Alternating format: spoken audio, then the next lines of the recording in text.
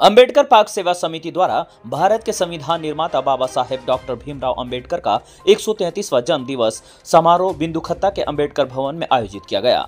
इस दौरान डॉक्टर भीमराव अंबेडकर के चित्र पर माल्यार्पण कर नमन किया गया। साथ ही छात्र छात्राओं द्वारा बाबा साहेब की जीवन पर आधारित सांस्कृतिक कार्यक्रम प्रस्तुत किए गए। वहीं कार्यक्रम में वक्ताओं ने बाबा साहेब के जीवन पर प्रकाश डालते हुए उनके बताए मार्ग पर चलने का आह्वान किया। इस अवसर पर समिति के अध्यक्ष रमेश कुमार ने कहा है कि बाबा साहेब भीमराव अंबेडकर जी ने हमेशा सभी धर्मों का सम्मान करते हुए संविधान बनाया। उनका एक ही संकल्प था कि शिक्षित बनकर ही अच्छे समाज का निर्माण किया जा सकता है। वहीं पूर्व ब्लॉक प्रमुख संध्या डालाकोटी ने कहा है कि डॉक्टर भीमराव अंबेडकर जी का नारा था कि शिक्षित बनो, संगठित रहो, संघर्ष करो के नारे के साथ उनके बताए मार्ग पर चलना चाहिए। डॉक्टर भीमराव अंबेडकर जी के 133वें जन्म दिवस के शुभ अवसर पर अंबेडकर समिति द्वारा यहाँ पर एक बहुत विशाल कार्यक्रम रखा गया। उसमें सारे क्षेत्र के सम्मानित जनप्रतिनिधि और सामाजिक और इस क्षेत्र की सम्मानित जनता आई और सबने डॉक्टर भीमराव के आदर्श के बारे में बोला भी और समझा भी।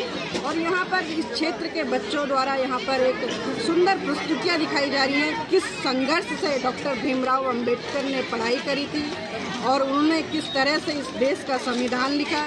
तो सभी चीज़ के बारे में यहाँ पर बताया गया और हम लोगों को भी उनसे सीखना चाहिए। उनके 3 मूल मंत्र थे, संगठित रहिए, संघर्ष करिए और शिक्षित बनिए।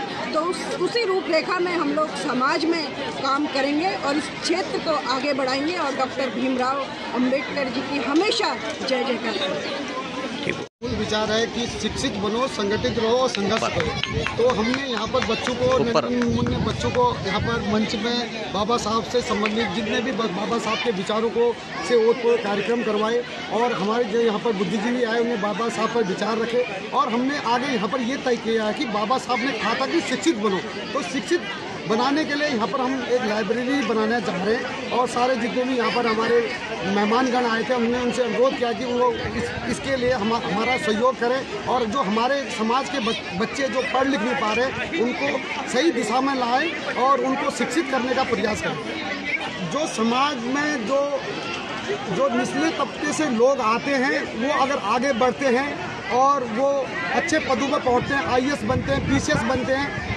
तो हमारा समाज भी आगे बढ़ता है, उनकी आर्थिक स्थिति अच्छी होती है। लेकिन कुछ लोग हैं जो राजनीतिक कारणों से चाहते हैं कि जो जनता है वो जातिवाद में, धर्म के नाम पे, पाखंड के नाम पे पाखंडी बने रहे, पाखंडी विचारों से उनको शिक्षित करते हैं ताकि वो अपने जो मूलभूत अधिकारों के लिए न लड़ सके और धर्म के नाम पे उलझे रहे। तो हम ये चाहेंगे कि हमारे बच्चे अगर शिक्षित होंगे तो इनका मुंह तोड़ जवाब देंगे जो धर्म के नाम पे लड़ाने का प्रयास करते हैं।